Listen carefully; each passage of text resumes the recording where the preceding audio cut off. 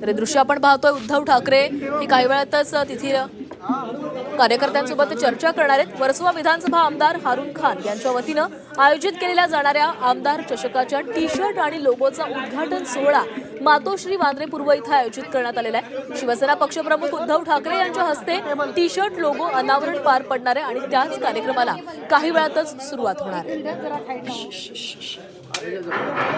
मातोश्रीवर उद्धव ठाकरे यांची दृश्य आपण लाईव्ह पाहतोय। हारून खान यांच्या वतीनं आमदार चषकचं आयोजन केलं जातं आणि याच स्पर्धेच्या लोगोचं अनावरण उद्धव ठाकरे यांच्या हस्ते केलं जाणार आहे। काही वेळातच या कार्यक्रमाला सुरुवात होईल।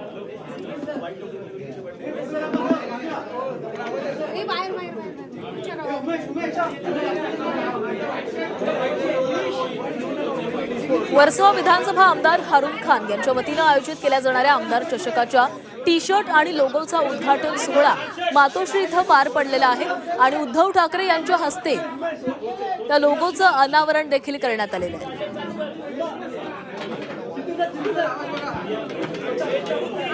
आवाज आहे का? आताच उद्धव ठाकरे पत्रकारांसोबत देखील संवाद साधणार आहेत, त्यामुळे उद्धव ठाकरे नेमकं काय भाष्य करतात याकडेही लक्ष असणार आहे। काही वेळातच त्यांची ही पत्रकार परिषद देखील सुरू होणार आहे। काही वेळापूर्वीच त्यांच्या हस्ते या लोगोचं अनावरण करण्यात आलेलं आहे।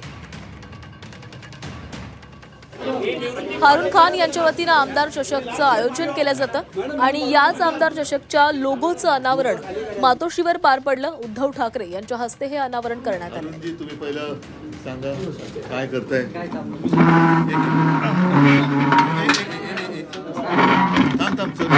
पडेल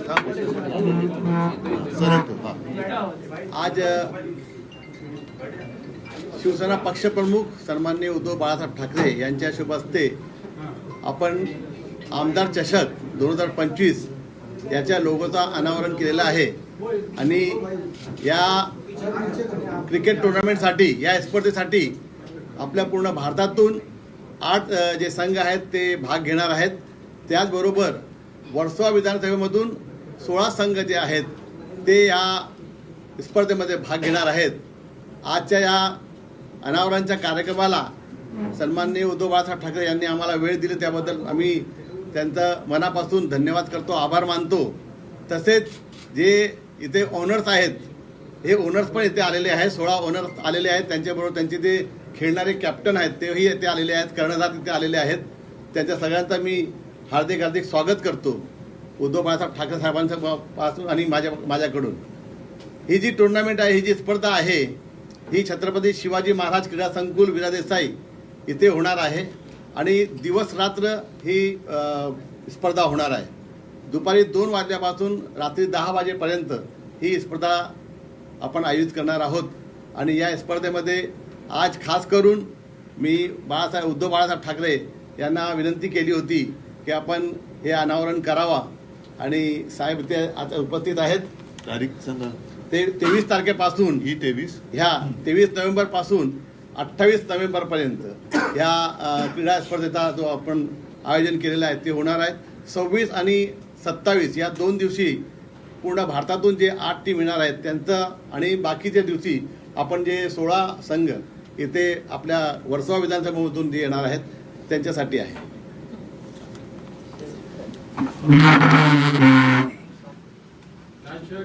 झालं ना एवढं? नाही, मी शिवसेनेचे आमदार आणि शिवसेना प्रमुखांचे कट्टर जुने शिवसैनिक हारून खान यांचं खरंच कौतुक करतो, कारण कट्टर शिवसैनिक म्हणून त्यांची ओळख तर आहेच, पण एक नवोदित आमदार म्हणून त्यांनी जी कारकीर्द सुरू केली। आमदार म्हटल्यानंतर साहजिकच आहे तिथल्या नागरिकांच्या काही व्यथा वेदना असतील, त्यांचे प्रश्न असतील, त्याची सोडवणूक आणि त्याचबरोबरीने इतर काही सामाजिक कामं। याचं कारण असं की शिवसेना प्रमुखांनी शिवसेनेची स्थापना करताना 80% समाजसेवा आणि 20% राजकारण हे एक आम्हाला बंधन घातलं होतं। आज हारूनजी तुम्हाला खरंच मला धन्यवाद द्यायचे, कारण तुम्ही ही क्रीडा स्पर्धा नव्याने सुरू करता आहात आणि केवळ ती विभागापुरती न ठेवता आत्ता तुम्ही जे सांगितलं की आपल्या देशातनं इतर राज्यातनं सुद्धा संघ येणार आहेत। खूप खूप शुभेच्छा तुम्हाला देतो आणि मला खात्री आहे की या स्पर्धांमधून जे क्रीडापटू त्याच्यात सहभागी होतील त्यातून आपल्या देशाचं जागतिक पातळीवरती प्रतिनिधित्व करणारे क्रिकेटपटू तयार होतील आणि तसे व्हावेत अशी मी तुम्हाला शुभेच्छा देतो. तुमची पहिली प्रतिक्रिया बिहारचा पण संघ त्याच्यात येणार आहे खेळायला. पहिली प्रतिक्रिया ज्या पद्धतीने आता त्याच्याबद्दल म्हटलं तर तुम्ही ही प्रतिक्रिया दाखवणार नाही. तुमची पहिली प्रतिक्रिया एक मोठं नाही. बहुमत महायुतीला नाही, जे शेवटी असं आहे आपले कोण मुख्यमंत्री म्हणालेत ना, जो जीता वो सिकंदर, लेकिन वो सिकंदर बनने का राज वो कोई समझ नहीं सका आज तक. जे जिंकले त्यांचं अभिनंदन आहे.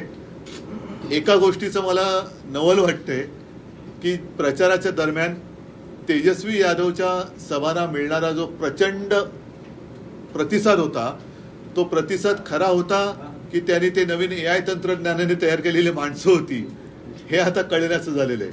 म्हणजे ज्यांच्या सभेला अलोट गर्दी होते त्याचं सरकार न येता ज्यांच्या सभेला रिकाम्या खुर्च्या जास्त असतात, रिकाम्या खुर्च्यांची गर्दी असते, त्यांचं सरकार येतं. हे नवीन ह्या लोकशाहीतलं गणित हे कळण्याच्या पलीकडचं आहे. तो जी 10,000 दिए गए बड़ा फैक्टर हुआ, आप भी लगातार 10,000 महिलाओं को दिए गए बड़ा फैक्टर हुआ. वो एक फैक्टर है, लेकिन ठीक है उससे काफी फर्क हुआ होगा शायद, लेकिन रोजाना जो लोग भुगत रहे हैं वहां पे वो इतने आसानी से उनके मन में बदलाव नहीं आ सकता. तो ठीक है, अभी जो जीता वो सिकंदर तो ठीक है. पण मुख्यमंत्री पदाचा अजून चेहरा पुढे आलेला नाही, कारण अनेकांचं म्हणणं आहे की हेच त्यांच्या बहुमताचं एक गणित आहे. कारण आपल्याकडे सुद्धा महाराष्ट्रात पाशवी बहुमत मिळालं पण मुख्यमंत्री पदाचा चेहरा निवडायला एक मला वाटतं महिना लागला किंवा काही कालावधी लागला. तसंच तिकडे बिहारमध्ये करायचं चाललेलं आहे. म्हणजे एवढे सगळे जण असताना अजूनही मग तुमच्या नेता निवडीला वेळ का लागतोय सगळं स्पष्ट पाहिजे होतं. 6 नोव्हेंबरला जेव्हा निवडणूक आयोगाने जी पत्रकार परिषद घेतली होती त्यावेळी त्यांनी 7,42,00,000 मतदार आहेत म्हणून सांगितलं. कुठे? बिहारमध्ये. आणि मतदान झालं त्या दिवशी 7,45,00,000 लोकांनी मतदान केलं. जवळपास 3 लाख मतदार वाढलेले आहेत. नाही, आता हे म्हणूनच म्हटलं ना, हे एक अनाकलनीय गणित झालेलं आहे. अनाकलनीय गणित आहे. आता त्यावेळेला जो एक मुद्दा उचलला गेला होता की 65 लाख मतदारांची नावं मतदार यादीतनं गाळली, ती घेतली गेली परत की नाही घेतली गेली हे काहीच कळायला मार्ग नाहीये. अनेकदा इथे सुद्धा महाराष्ट्रामध्ये आम्ही मुंबईमध्ये सर्व पक्षांनी मिळून मोठा मोर्चा काढला. त्याच्यात दुबार मतदार नोंदणी झालेली आहे. अनेक ठिकाणी बोगस पत्ते दिले गेलेले आहेत. त्याच्याबद्दल कुठेही निवडणूक आयोग काही बोलायला तयार नाही, काही करायला तयार नाही. ढिम्म बसलेला आहे. आणि अशा परिस्थितीत जे काय चाललंय त्याला लोकशाही मानायचं का हा विषय. आमचा निवडणुकीला काही विरोध नाहीये, कारण निवडणुका ही लोकशाहीचा जीव आहे. पण त्या आत्म्यावरतीच त्या जीवावरतीच जर का अशा पद्धतीने घाला घातला जात असेल आणि त्यातली पारदर्शकता निघून जात असेल तर त्याला लोकशाही म्हणायचं का?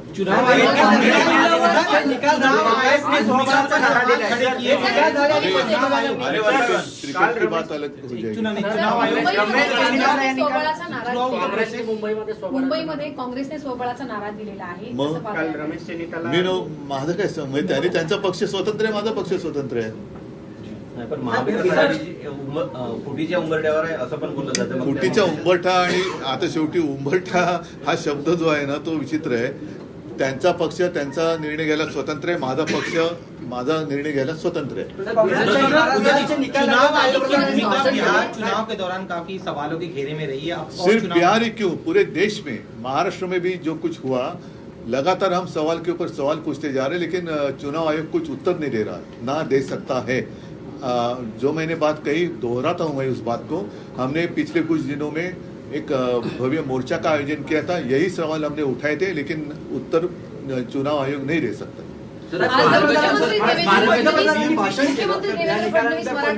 भाषण केलं त्याच्यामध्ये त्यांनी जी प्रादेशिक पक्ष आपल्या देशामध्ये आहे त्या त्या राज्यामध्ये ते संपवले पाहिजे असं त्यांचं, हे प्रादेशिक पक्ष संपवायला ते निघालेले आहेत। आणि मला असं वाटतं आता भारतीय जनता पक्षाला राष्ट्रगीत शिकवण्याची गरज आहे। पंजाब, सिंध, गुजरात, मराठा हे सगळं त्याच्यामध्ये दिलेलं आहे। या प्रत्येकाचं एक वैशिष्ट्य आहे आणि ती प्रादेशिक अस्मिता मारायचा प्रयत्न जो कोणी करेल तो पक्ष या देशामध्ये संपल्याशिवाय राहणार नाही। कारण हे ठीक आहे, आज त्यांनी हे केलं, पण हळूहळू आता सगळ्यांनाच लक्षात यायला लागलेलं आहे. त्याच्यामुळे प्रादेशिक अस्मिता आपल्या देशात आपण म्हणतो अनेकता में एकता, ती एकता जी आहे ती अनेकतामध्ये आहे. म्हणून ती अनेकता जर का मारायला त्यांनी प्रयत्न केला तर तो मारण्याचा प्रयत्न करणाऱ्याला सगळेजण अनेकता जी आहे ती एकता होऊन त्याला राजकारणात संपल्याशिवाय राहणार नाही. देवेंद्र फडणवीस सध्या चला, मराठवाड्यात सगळ्यांना आहेत. धन्यवाद. त्यांच्या जय हिंद, जय संबंधित महाराष्ट्र. दौऱ्यावरती होते.